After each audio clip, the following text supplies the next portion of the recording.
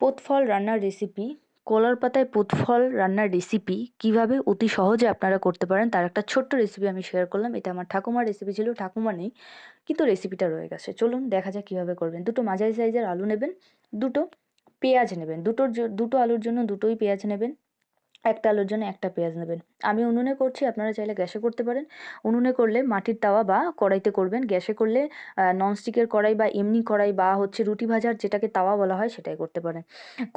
কড়াই নেওয়ার পরে কড়াইয়ের মধ্যে জল দেবেন, পরিমাণ মতো জল দেবেন, তার মধ্যে লবণ দেবেন। লবণ দেওয়ার পরে পোতফলগুলো তার মধ্যে ছেড়ে দেবেন। পোতফলগুলো ছেড়ে দেওয়ার পরে ভালো করে সেদ্ধ হবে। সেদ্ধ হওয়ার পরে আপনারা পোতফলগুলো নাবিয়ে নেবেন। নাবিয়ে নেওয়ার পরে একটা গামলা নেবেন, গামলার মধ্যে কুচানো আলু, পেঁয়াজ, ধনেপাতা দিয়ে নেবেন। নেওয়ার পরে যেগুলো কুচিয়ে রেখেছেন সেগুলো নিয়ে নেবেন। নেওয়ার পরে তার মধ্যে হলুদ গুঁড়ো, লঙ্কার গুঁড়ো, তার মধ্যে লবণ দেবেন। লবণ দেওয়ার পরে তার মধ্যে একটু বেশি পরিমাণে তেল দেবেন। তেলটা দিলে খেতে ভালো হয়। দেওয়ার পরে ভালো করে মেখে নেবেন। মেখে নেওয়ার পরে ওই মাটির সাজটা আপনি কড়াইয়ের ওপর বসিয়ে নেবেন। কড়াইয়ের ওপর বসিয়ে নিয়ে দুটো কলার পাতা একসাথে দেবেন। একটা পাতা নিচে দেবেন, ওপরে আর একটা পাতা দেবেন। নিচের পাতাটা উল্টে দেবেন, ওপরের পাতাটা উল্টে তেল দিয়ে মেখে নেবেন। তার মধ্যে আলু দেবেন। আলুর যে মাখাটা ছিল সেটা সুন্দর করে সাজিয়ে দেবেন। সুন্দর করে সাজিয়ে দেওয়ার পরে চিপে নেবেন না, আলুগুলো হালকা হালকা করে তুলে নেবেন। আর তুলে নেওয়ার পরে ওর মধ্যে যে ঝোলটা থাকবে সেটা ওরকমই রেখে দেবেন। আলুটা দেবেন। দেওয়ার পরে পোতফলগুলো ভালো করে ছাড়িয়ে নেওয়ার পরে ওগুলোকে একটা সুতোর সাহায্যে কেটে নেবেন। কেটে নেওয়ার পরে আলুর যে ঝোলটা থাকবে, মাখানোর পরে যে ঝোলটা থাকবে, তার মধ্যে পোতফলগুলো দিয়ে সুন্দর করে নাড়িয়ে চাড়িয়ে মশলার সাথে মিশিয়ে নিয়ে তারপরে সেই কলার পাতায় আলুর সাথে ওগুলো একটা একটা করে সুন্দর করে সাজিয়ে দেবেন। একটার গায়ের ওপর একটা দেবেন না, তাহলে কিন্তু ভাজা হবে না। সুন্দর করে চার সাইড দিয়ে সাজিয়ে দেবেন, দেখতেও সুন্দর হবে এবং ভাজাটাও সুন্দর হবে, খেতেও সুন্দর হবে। তারপরে যে ঝোলটা থাকবে ওই ঝোলটাও পোতফলের ওপরে দিয়ে দেবেন। দিয়ে দেওয়ার পরে ওটা একটা কিছুর সাহায্যে ভালো করে ঢেকে দেবেন। মাঝারি আঁচ রাখবেন। উনুনে করলে একদম জোরে জাল দেবেন না, তাহলে পুড়ে যাওয়ার সম্ভাবনা থাকবে।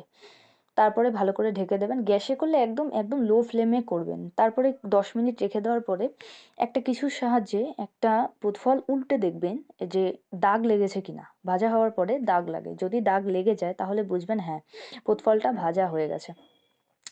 তারপরে এটা একটা থালার ওপরে সুন্দর করে নাবিয়ে নেবেন। পাতাটা ধরবেন, দুটো পাতাই ধরবেন, একটা ধরলে একটা ছিঁড়ে যাওয়ার সম্ভাবনা থাকবে। সুন্দর করে থালার ওপরে নাবিয়ে নেবেন। নাবিয়ে নেওয়ার পরে দুটো পাতা ধরেই নামাবেন, একটা পাতা দিলে অসুবিধা নেই। নাবিয়ে নেওয়ার পরে মাটির যে তাওয়াটা থাকবে সেটা আবার বসিয়ে দেবেন। তারপরে আরেকটা পাতা উল্টে নিয়ে সেই ভাজার ওপরে বসাবেন। বসানোর পরে তার উপরে একটা থালা দেবেন, থালা উল্টে দেবেন। উল্টে দেওয়ার পরে দুটো থালাই একসাথে উল্টে দেবেন। উল্টে দেওয়ার পরে সম্পূর্ণটা যে পাশ ভাজা আছে সে পাশ উপরে আসবে, যেটা ভাজা হয়নি সেটা নিচে চলে যাবে। আবার একটা কলার পাতা তাওয়াতে দেবেন। দেওয়ার পরে এর যে ওপরের যেই কলা পাতাটা থাকবে সেটা তুলে নেবেন। তুলে নেওয়ার পরে এটা সুন্দর করে আবার আস্তে করে আলগা করে মাটির যে তাওয়া সেই তাওয়ার ওপরে আস্তে করে বসাবেন। এটা দুটো পাতা দেওয়ার কারণ পাতা যেন নিচেরটা পুড়ে যায়, যাক ওপরেরটায় কোনো কিছু হবে না, সুন্দর ভাজা হবে। সুন্দর করে এভাবে দেবেন। দুপাশই ভাজতে হবে, এক পাশ ভাজলে হবে না। আস্তে করে নামাবেন এবং উল্টে দেবেন। তারপরে সুন্দর করে হালকা আছে সুন্দর করে ভাজা হবে। ভাজা হওয়ার পরে আস্তে আস্তে ভাজা হবে, ভেতরে তেল দেবেন। তেল দেওয়ার পরে তেলই দেবেন। তেল দেওয়ার পরে আবার উল্টে দেখবেন একটা কিছুর সাহায্যে। প্রায় 5-7 মিনিট থাকার পরে উল্টে দেখবেন যে দাগ লেগেছে কিনা। দাগ লাগলেই হয়ে যাবে, রেসিপি তৈরি।